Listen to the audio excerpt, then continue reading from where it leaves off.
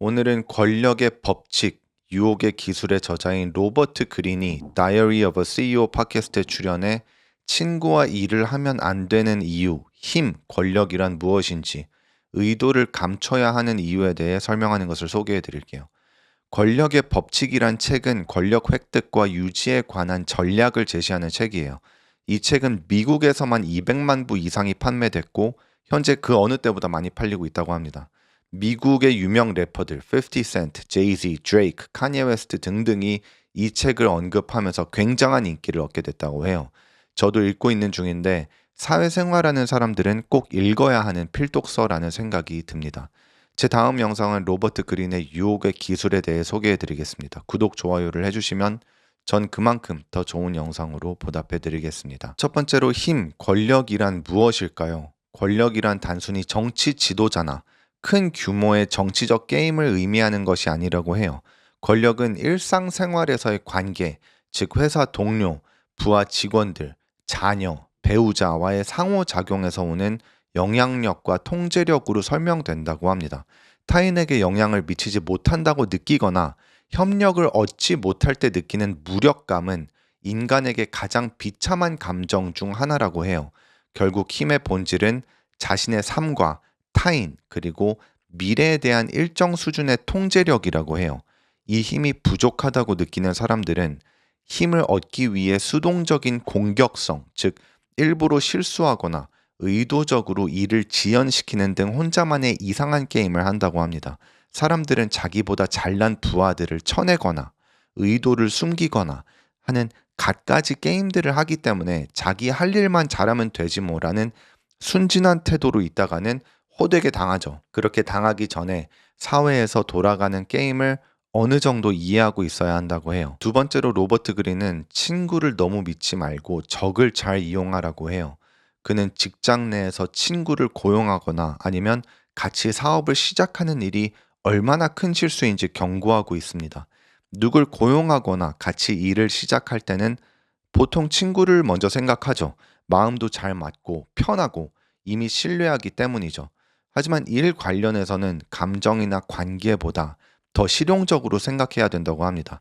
일과 사회 관계는 분리시켜야 한다고 말해요. 일적인 세계에서는 자꾸 친구를 만들거나 사람들이 나를 좋게 생각했으면 좋겠다거나 하는 생각을 그만하고 결과를 내는 걸 중점으로 둬야 되는 거죠. 친구와 사업을 시작하거나 친구를 고용해서 친구와 같이 일을 하다 보면 친구의 몰랐던 점을 알게 되면서 오히려 사이가 안 좋아질 수도 있다고 합니다. 친구들은 말다툼을 피하기 위해서 겉으로만 동의하는 경우도 있고 의가 상하지 않기 위해 자신의 나쁜 점들을 숨기는 경우도 많죠. 같이 일하다 보면 이런 점들이 드러나는 경우가 종종 있고 그렇게 되면 같이 일하는 게 실수였다는 생각이 들기 시작하는 거죠.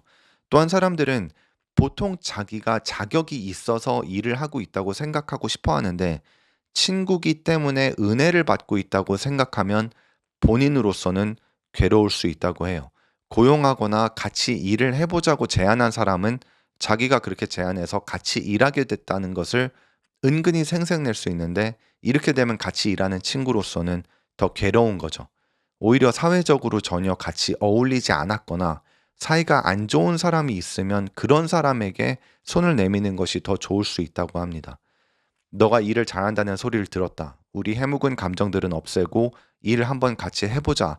이렇게 제안하고 그 사람이 받아들인다면 그 사람은 그런 자신의 능력을 증명해 보이기 위해 동기부여가 되어 있고 일을 열심히 할 수 있을 거라고 해요. 세 번째는 자신의 의도를 감춰라입니다.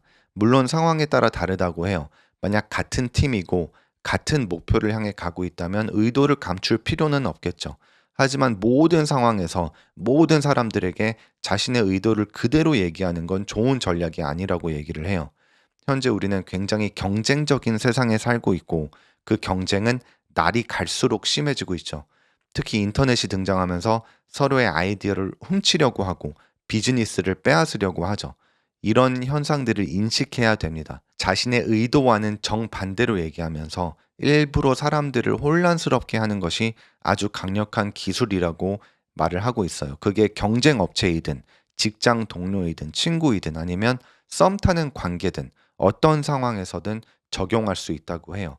의도를 감추고 약간의 신비함을 만들어서 사람들이 당신이 다음에 무엇을 할지 궁금증을 일으키는 건 아주 강력한 기술이라고 로버트 그린은 얘기를 하고 있어요. 자신의 패를 어느 정도 숨겨야 하고 또 행동할 때는 전략적으로 행동하라는 겁니다.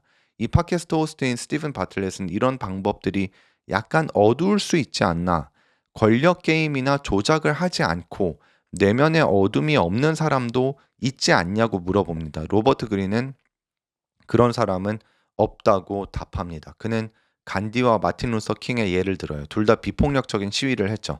하지만 굉장히 전략적이었다고 해요. 간디는 영국 사람이 인도 사람들을 무차별적으로 폭행하는 걸 기사로 싣는 게 얼마나 효과적인지 알았고, 마틴 루서 킹은 13세 아이들도 시위하는 것을 허락했는데 그 아이들이 물대포를 맞고 몽둥이로 맞는 모습을 백인들이 보는 게 얼마나 효과적인지 알았죠. 이제 그런 점들을 전략적으로 이용했다고 해요. 로버트 그린의 권력의 법칙에서는 이 외에도 어떻게 해서든 관심을 끌어라, 일은 남을 시키고 명예는 당신이 차지하라 같은 법칙들을 얘기합니다. 전 세계 모든 사람들이 열심히 착하게만 산다면, 권력을 갖고 보상을 받는 이상적인 세계에 산다면 이 책이 필요 없겠지만 실상은 그렇지 않죠. 매일 겪는 사회생활이 경쟁이고 전투장임을 인식하고 그 경쟁에서 앞서가기 위해 도움을 받을 수 있는 몇 권의 책을 고르라고 한다면 이 책을 가장 먼저 포함시켜도 될 것 같습니다. 저는 입쟁이고 이 영상이 도움이 되셨다면 구독, 좋아요, 댓글 부탁드립니다.